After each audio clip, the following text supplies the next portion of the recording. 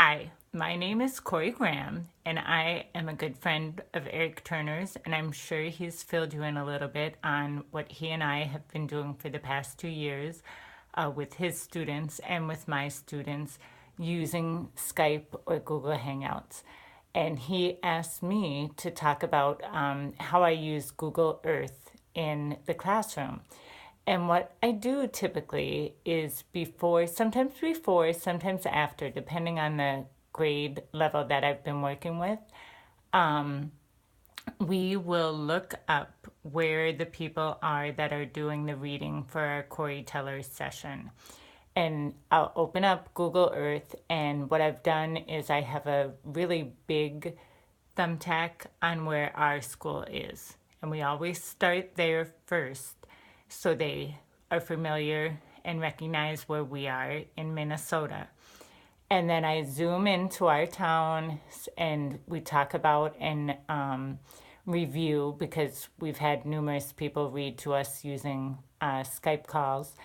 But we review, does our town look like a big town? Does it look like a small town? How can we tell?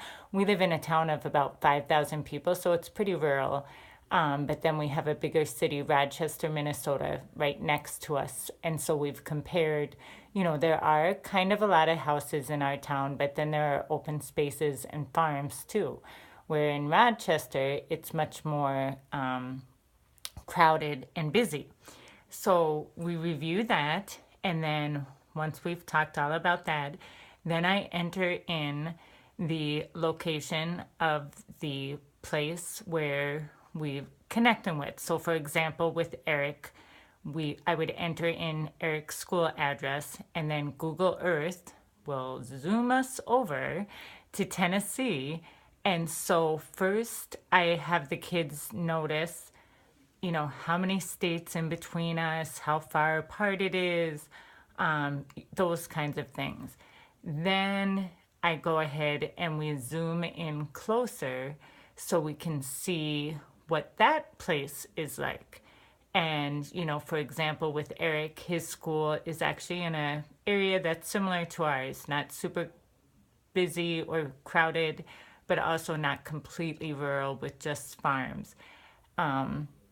And then we might notice, I might kind of scan around and see what else there is. But then what's really been fun is to do the street view with the kids, because then we can actually see these school buildings of the different places where we're connecting with our readers. So, my kids know exactly what Eric's class, or not his classroom, but what his school looks like from the outside. And we're able to look at the front and the back, and they get a really good visual of that. And then with each place that we've had Corey Teller readers from, I then put a thumbtack on that location. So, it's like a paper map, putting thumbtacks on it so the kids can see every time we check in on Google Earth where we've had people read to us from, which is just fantastic. And then because I'm the specialist, the innovation specialist, I do have a class set of iPads. And so all the kids have learned how to use Google Earth themselves on the iPads, that if we have time after the reader has read to us, then I pass out the iPads, and all the kids are able to look up, for example, Eric's town where his school is, and explore within that town on their own, which has been really neat. And we talk about the rules and how they're not able to, it's amazing how quickly first graders can learn how to enter in their address or their town name, and that's what they love to look around the most. But we talk about how the only place that they're exploring for right now is the town where our guest readers are from.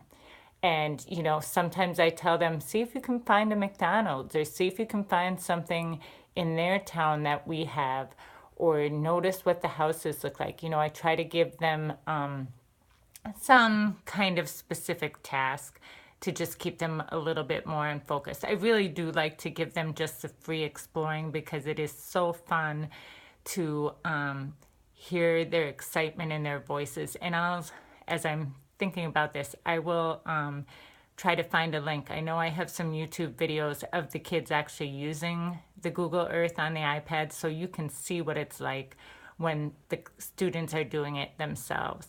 And I should have said this at the beginning, but what I do is I have the Google Earth up on my smartboard.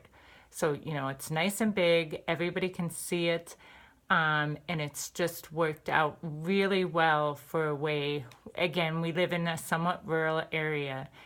It allows the students to start to see and recognize and learn about the different states and even countries, because we've had some people read to us from different countries too, and explore the world and get familiar with where different places are and how different places vary too. Because then we've had a regular reader from San Francisco, and it's always fun to talk about and compare how different San Francisco looks from our town in Minnesota.